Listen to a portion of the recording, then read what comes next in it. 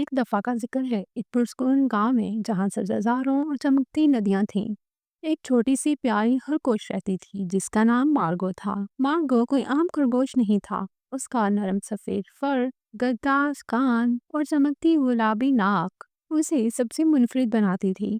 एक सुबह जब सूरज की किरणें पहाड़ों से निकल रही थी, मार्गो की आंख खुली तो उसके कान खुशी से लरज उठे। आज का दिन खास लग रहा है, उसने अपने आप से कहा और अपने छोटे से बिल से बाहर निकली।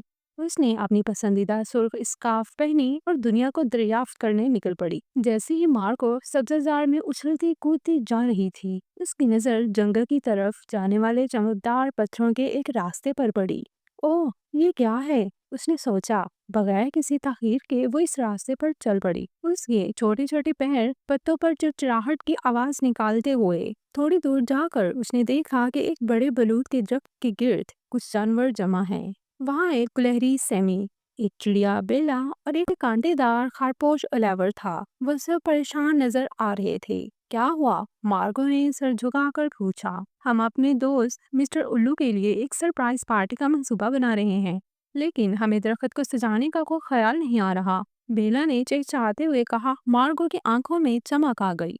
मैं मदद कर सकती हूँ, आओ। उसे सबसे ज्यादा जादुई पार्टी बनाई। अपनी बेपनाह तवानाई और तकनीकी सलाहियतों के साथ मार्गो ने सबकी रहनुमाई की। उसने तजवीज़ दी कि रंग बिरंगे फूलों से हार बनाए जाएं, चमकदार पत्थरों से एक चमकदार रास्ता बनाया जाए और पत्तों से छोटे छोटे लालटेन बनाए जाएं। जानवरों ने मिलकर काम किया, हंसते और बातों में मसरूफ होकर दरख्त को सजाया। लेकिन जब वो तकरीबन काम खत्म कर चुके थे, एक तेज हवा चली और तमाम सजावट बखेर कर ले गई। ओ नहीं, सैमी ने रोते हुए कहा, हमारी मेहनत जाया हो गई। लेकिन मार्गो ने हार नहीं मानी। वो इधर उधर उछलती रही, फिर से फूल और पत्थर जमा करती रही। परेशान न हो दोस्तों, हम इसे ठीक कर सकते हैं। आओ इसे पहले से भी बेहतर बनाएं।